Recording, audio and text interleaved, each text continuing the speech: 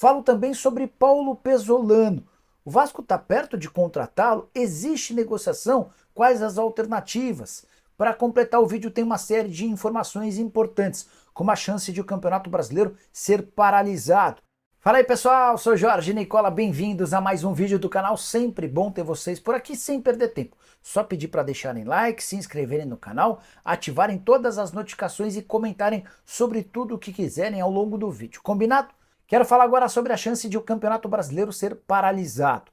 Há uma pressão muito grande de Grêmio e Internacional para que a CBF tome essa decisão. Ao longo de toda a segunda-feira, a CBF descartou tal possibilidade, mas no período da noite, outros grandes clubes aderiram à intenção de Grêmio Internacional e começaram a manifestar o desejo de parar o campeonato. Entre outras coisas, a CBF entende que essa paralisação vai fazer muito mal para a competição, até porque não existem datas no calendário.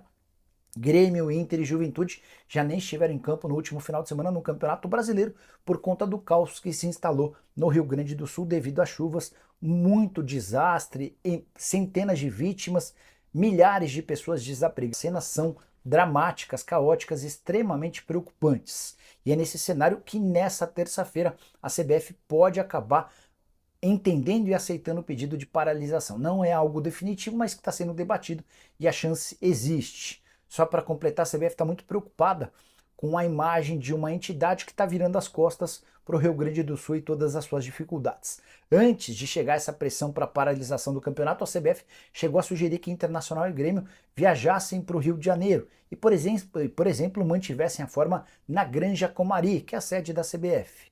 A ideia foi completamente descartada. Grêmio e Inter entendem que não podem virar as costas para o estado gaúcho, que está necessitando de qualquer tipo de ajuda. Paulo Pesolano. Muita gente que cobre o Vasco assegurando que o Pesolano é o plano A do Cruz Maltino e que ele já topou trabalhar no Vasco. A única coisa é que ele precisaria esperar o fim da segunda divisão do futebol espanhol. Ele dirige hoje o Valladolid, o time do Ronaldo Fenômeno, que briga pelo acesso. Hoje o Valladolid é o segundo colocado do Campeonato Espanhol. O primeiro e o segundo sobem direto, o terceiro, o quarto, o quinto e o sexto disputam um playoff. Valladolid ainda faz mais 4 partidas daqui até o fim da temporada. E o último jogo está marcado para 1º de junho. Então, Vasco precisaria aguardar por quase mais um mês para ter o Paulo Pesolano. Antes de ouvir um dirigente do Vasco, eu perguntei para o Bruno Maziotti, que já trabalhou no Corinthians, na seleção e entre outros clubes, e hoje é o gestor de futebol do Valladolid, se existe alguma expectativa, alguma preocupação do Valladolid em relação à saída do Pesolano.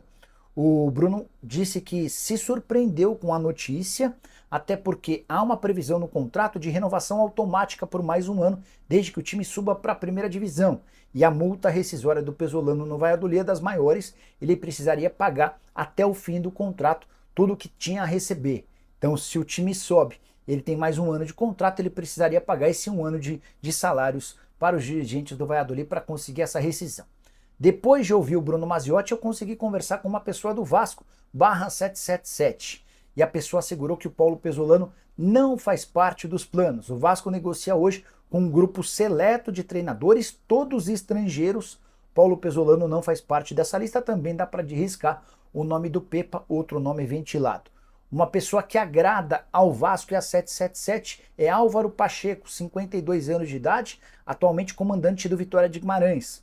O Vasco tenta costurar um acordo para que ele deixe o Vitória antes do fim da atual temporada no futebol português. Só para arrematar sobre o Vasco, mais 2 informações. O pessoal do Atenção Vascaíno nos assegura que o patrocínio do Vasco, o patrocínio Master, já está fechado e pode estrear contra o Vitória. Não tenho essa informação. E de que a comissão do governo que trabalha sobre a escolha, em relação à escolha da empresa que vai cuidar que vai vencer a licitação do Maracanã, que essa comissão garantiu mais 4 pontos ao Vasco depois de um pedido de revisão. Ainda assim, Flamengo e Fluminense seguem sendo, entre aqueles que concorrem à licitação do Maracanã, o consórcio com mais pontos, depois de uma série de itens analisados, 117 pontos para a dupla Fla-Flu, 85 pontos para a dupla Vasco e W Torre. Esses pontos equivalem a uma série de entregas que os clubes poderiam oferecer se vencessem a licitação. E você, o que pensa sobre tudo que eu comentei? Use o espaço para... Perder de 1-0 para o Atlético Paranaense lá na Arena da Baixada é um resultado comum, mas principalmente no primeiro tempo o Vasco inexistiu, né? E aí a gente fica preocupado, porque já são 4 derrotas consecutivas e, de novo, o Vasco na zona de rebaixamento. Exatamente, já vamos começar falando dessa partida, né? Ontem a gente fez o pós-jogo, mas a gente sabe como funciona a audiência, a rotativa, a galera que tem que estar aqui às vezes não estava ontem. E eu, Barão, quero saber de você, o que você achou dessa partida de ontem, né, cara? Que o Hugo Moura fez foi uma coisa que não se pode fazer. A gente sabe como funciona o futebol, né? O estalo pode ferrar com toda a tática do time. Oi, fala aí. Eu não quero ser leviano, mas eu lembro que eu vi, mas não lembro quem foi que falou. Melhor até a gente não falar, porque aí parece que a gente está aqui fazendo campanha contra um, outro, e não é nada pessoal, né? Assim que aconteceu o fato, na transmissão lembraram que o Hugo Moura é casado com a filha do técnico do Atlético Paranaense. Eu achei uma baita covardia. Cara, isso aí a gente sabe como funciona, né? A gente sabe como funciona. O pessoal vai usar o que tiver para falar disso também, né? Mas ô Barão, o que você achou da partida em si? Porque mesmo antes da expulsão do Hugo Moura, o Vasco estava muito mal, já tinha bola na trave, inclusive. Fica muito fácil, né? Muito simples dizer, o Vasco perdeu porque teve um jogador a menos a partir dos 15 minutos. Eu cansei de ver, não é comum, mas tem vários. O Vasco tem na história dele um título conquistado, tinha um jogador a menos. A tão falada virada na Mercosul, 4-3, o Júnior Baiano foi expulso, o Vasco estava perdendo 3-1. O Vasco virou o jogo com um jogador a menos. Então, você ter um jogador a menos, é claro que é muito ruim. Mas é muito simples você dizer, perdeu porque teve um jogador a menos a partir dos 15 minutos, né? Mesmo com um jogador a menos, cabe ao técnico e aos jogadores darem um jeito de tentar, de alguma maneira, minimizar a perda. Eu acho que no segundo tempo o Vasco até conseguiu minimizar.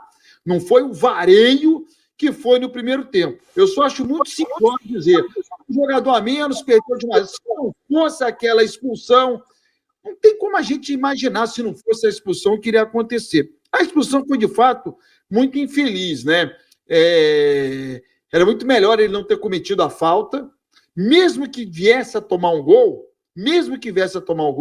você tentar recuperar 11 contra 11 é mais fácil do que 11 contra 10. Mas resumir o resultado e a atuação do Vasco, porque teve um jogador a menos desde os 15 minutos. Vem cá, o Vasco subiu no último jogo contra o Ituano, não foi isso? O Vasco, 2022, né? O Vasco fez 1-0 num gol de pênalti com 3 minutos de jogo, né? 4 minutos de jogo. O jogador do Ituano foi expulso naquele pênalti. Sim. O Ituano deu um calor no Vasco, com um jogador a menos. O Ituano jogou com um jogador a menos, quase 90 minutos, e deu um calor no Vasco. Então, essa história de que porque tem um jogador a menos o Vasco perdeu, é muito simplório, bicho. Eu não consigo engolir essa, não. Eu também acho, até porque, né, Edmundo, tem que lembrar que são 4 derrotas seguidas do Vasco da Gama no Brasileirão, né? Então, quer dizer, nos outros 4 jogos que estava com o jogador normal, também perdeu o jogo. Acho que não se resume a isso, atrapalhou bastante, foi uma atitude que não poderia ter acontecido com o Hugo Moura, que vinha jogando bem, etc., mas não poderia ter feito aquilo. Mas, cara, o Vasco jogou mal contra o Fortaleza e conseguiu um milagre de um empate, e jogou mal contra o Atlético Paranaense, e perdeu a partida, né, Edmundo? E foi um milagre também, perder de 1-0.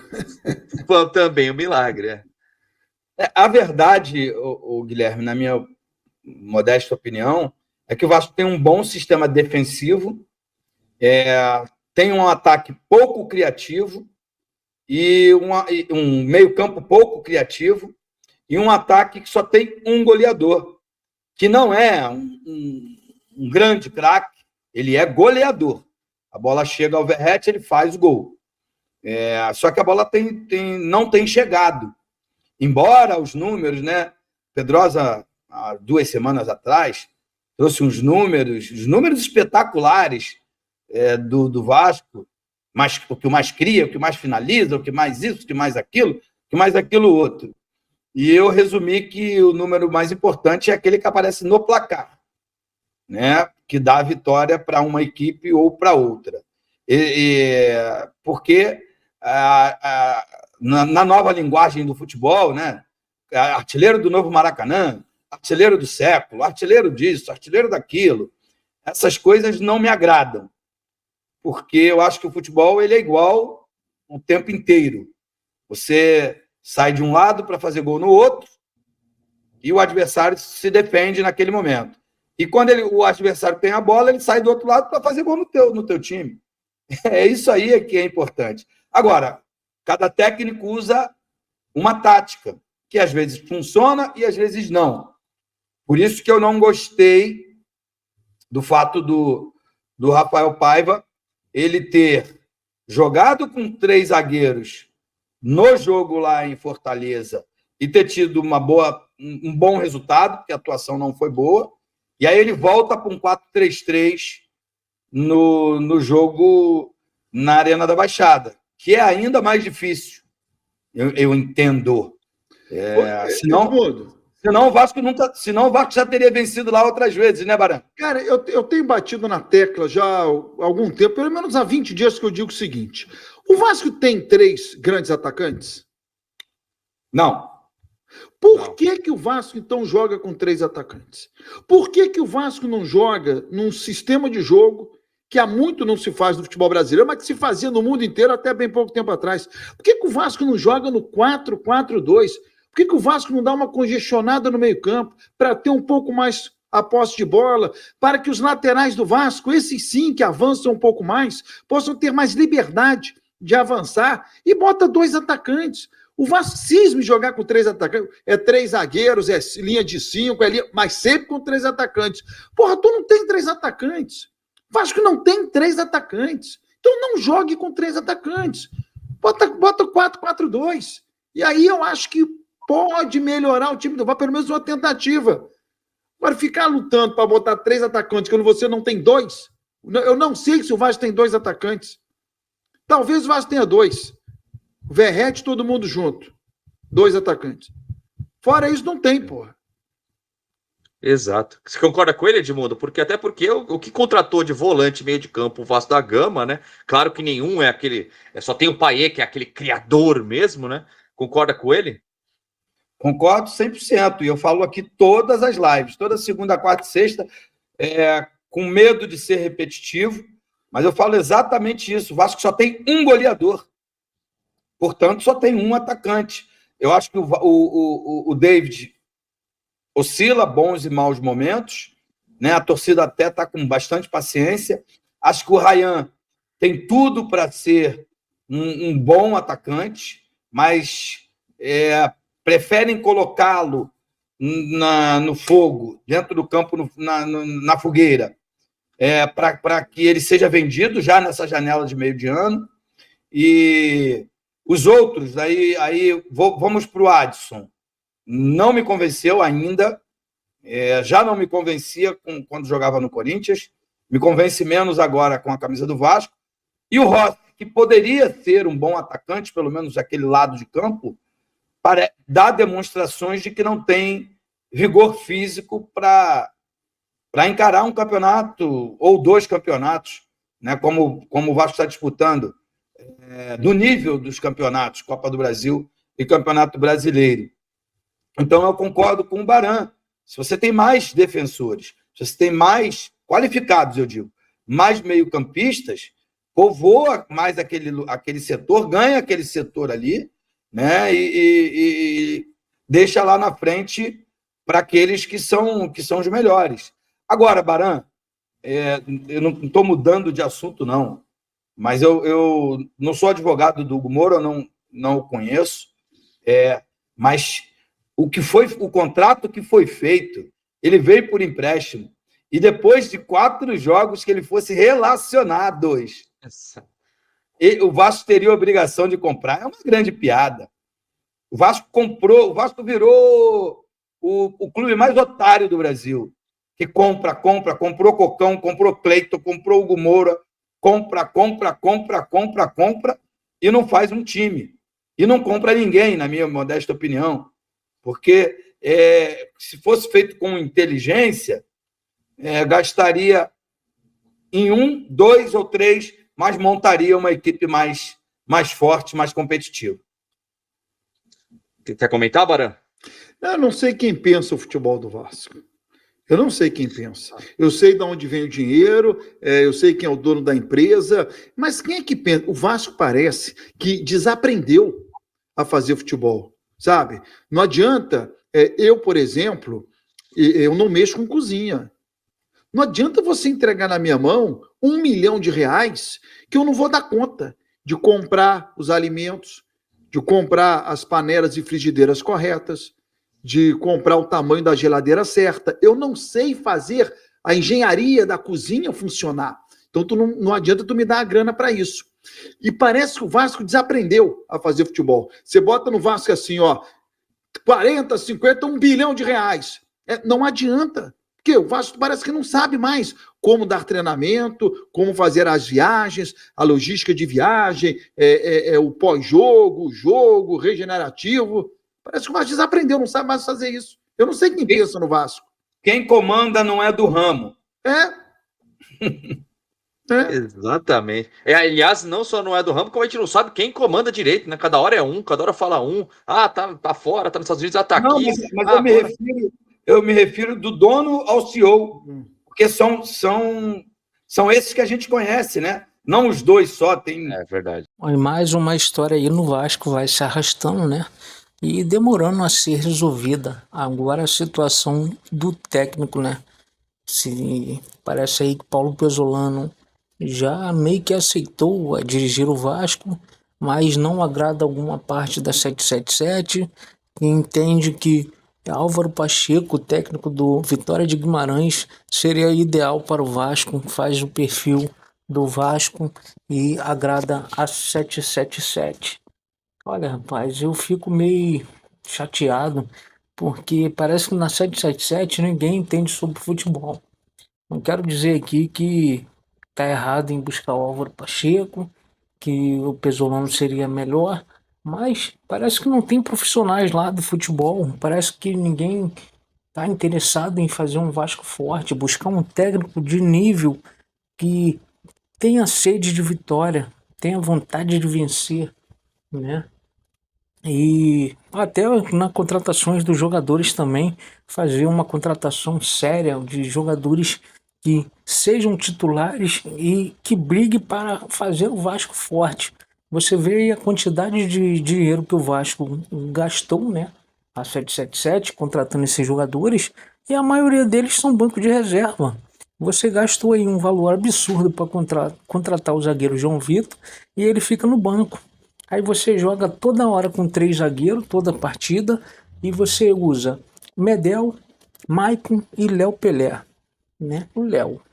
Então, o Vasco gastou para que então esse valor todo num zagueiro, para ele ficar na reserva? Se for para isso, era melhor ter contratado algum outro zagueiro mais barato, mais em conta, ou até usar alguém da base mesmo e investir esse valor aí num meio-campo, num meio-campo clássico, num camisa 10, ou num cara bom para o ataque, né, para jogar ao lado do Verratti, porque você tem ali David e o Cleiton Silva que vieram o Cleiton Silva que veio do Casa Pia, né? Pelo amor de Deus, é mais uma contratação do Vasco que só Jesus na causa. Então, é complicado. Então, deixa aí sua opinião, se inscreve no canal se ainda não é inscrito. Estamos aí rumo aos 20 mil inscritos no canal, querendo crescer cada vez mais e contamos com a sua ajuda. Valeu?